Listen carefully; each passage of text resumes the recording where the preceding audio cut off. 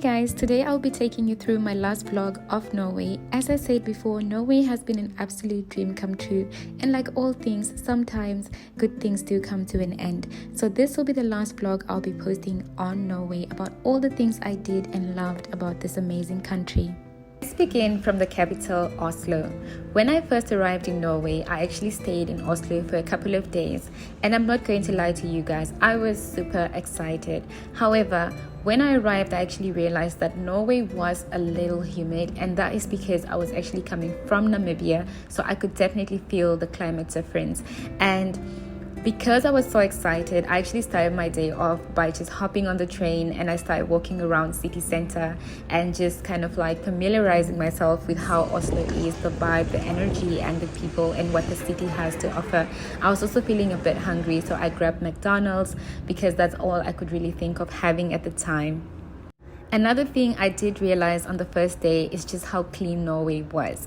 And this is actually me at the King and Queen's Palace, and it was surrounded by a beautiful garden. And I am not going to lie to you guys, I do need to emphasize that Norway is extremely clean. It is so clean, and it's definitely one of the things that you'll notice when you first come there. I also loved how neat and everything was. Everything just seemed to be so well organized and in order. And on the other hand, another thing I did notice about Norwegian people is that they can be so friendly. They always greet you. This is basically my room. I didn't even unpack my bags, as you can see. I just threw them there and I started my day. So another thing that I actually was very fortunate to experience is the fact that there was 24 hours daylight. So for those of you who don't know, during summertime in Norway, the sun does not set, or maybe it does set, but actually it doesn't get dark. So even at 3 a.m. you can actually see some sunlight. So moving on, this is actually just me at the window. This was at about 12 midnight, and this is how it looked like outside. And I was really fascinated because I've obviously never experienced 24 hours of daylight. This was my first experience. And even the train was like really comfortable. It was clean and easy to use. And overall, I have to say that Oslo was just perfect for me, and it just took my breath away. I loved the nature, I loved the flower settings, I loved the vibe, the energy, the buildings, the structures and architecture was just absolutely amazing.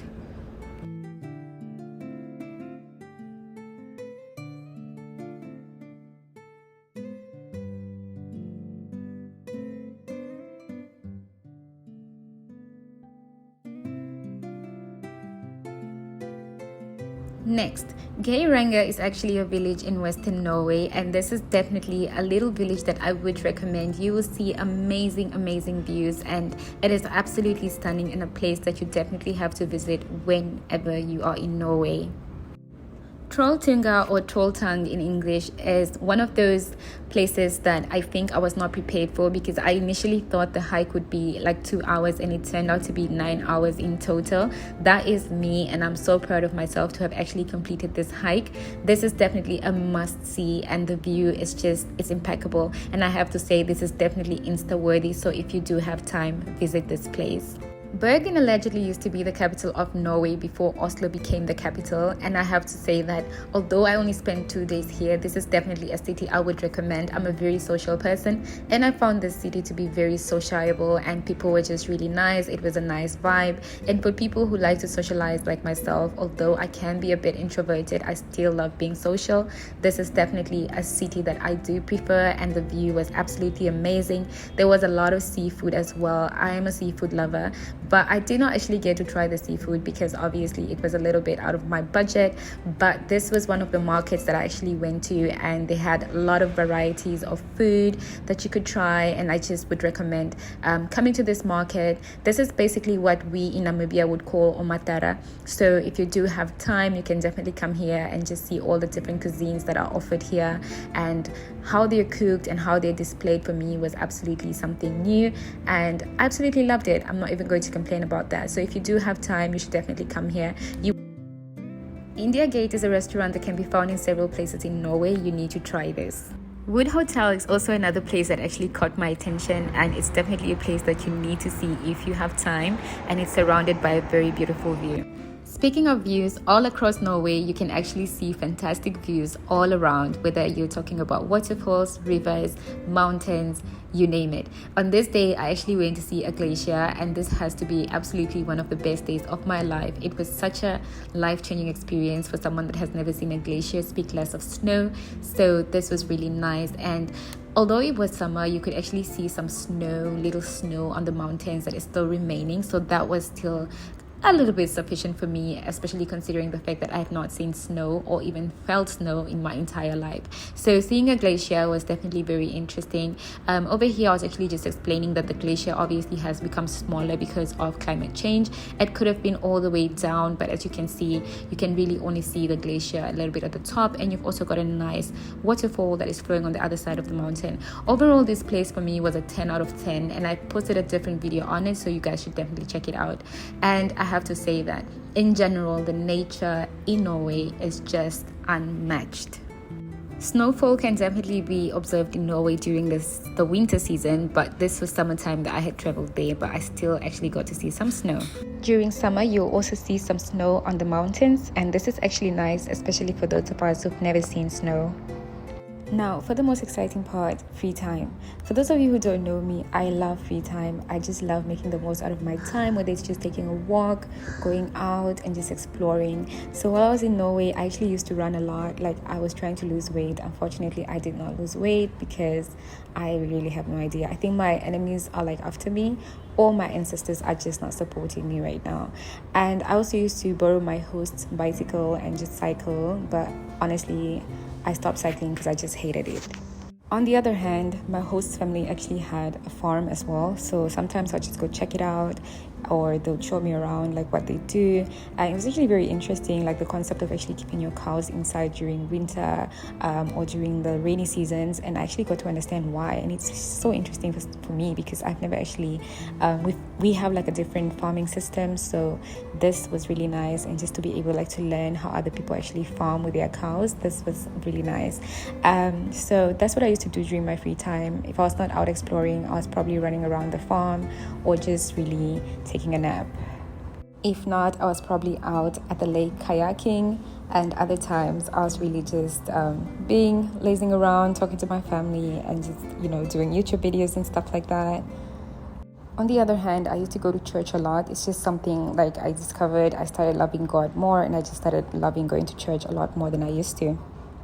So I have actually visited more churches than I can remember or even count. So this is one of the weird things or like strange things that I actually saw in Norway, is that they actually keep the grass in these bags, and it's something new that I've learned. So like I said, there's just so much to always learn. And I also saw like there are a lot of houses or roofs like this where the grass or plants are growing on top of the roof, and this is very interesting because you actually get to see this like in a lot of places in Norway. And first I didn't understand why, but now I actually get why. Now let's get to the most important part, food. We all know that food can be absolutely amazing and just tantalizing to our taste buds. So whilst I was in Norway, I'm not going to lie to you guys, I've tried all kinds of food. But I have to say that one of my addictions has to be carrot cake. Everywhere I went, I was basically looking for carrot cake. I also tried different kinds of chocolate, different kinds of burgers. I was just eating everything I could get my hands on. But I also noticed that Norwegians, I think you guys eat a lot of bread. Or maybe I just don't eat enough bread where I stay. But I also have to say that when I lived in Malaysia, I barely ate the bread there because I did not like it at all. But in Namibia, I also don't eat that much bread. But in Norway, I ate bread and cake a lot. But overall, I have to say that the food was just amazing. And actually, the food quality is so good compared to like Malaysia where I lived. It's so great. And I remember, like I said, India Gate here, I was actually here with the host and the family, so we had gone to India Gate. We ate lots of food, and the food is just amazing. So like I said, you guys, you need to try India Gate's food. It is absolutely fantastic. And again, I ate so much cake, and I just don't think I want to eat cake anymore, so we'll see how that goes. But generally, this is basically just an overview or a preview of the kind of food that I was eating while I was there. It was mostly just bread, cakes, burgers.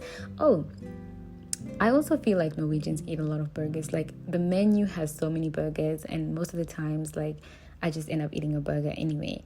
And I had lots of cheese. The cheese was really nice. I had a lot of salami as well. I was just eating, you guys. I ate a lot. And there were also a lot of apple trees. That was really, really nice to see. And a lot of like just berries and different types of berries on the roadside, in people's gardens and stuff. So I just felt like the drinks were like so creatively, packaged, and they were so colorful. They had all these bright and interesting colors and interesting names. So whenever I visited the supermarket, I actually used to just go around admiring like how cool these designs were of all these cans. I mean, look at this, for example. You had a can called Skinny Beach. That was so weird. And I just loved like how all these colors were just like so cool, and I wish like we had this in Namibia. Like, look at this amazing green here, and then this popping orange, and another one that I liked was like the pink one. I'll show you guys. This is it. This was so cute for me. So I just felt like I wish we had like more creative designs like this in my country, which I think we don't really have. But in Norway, I found like they had this nice, colorful, and just, really nice designs.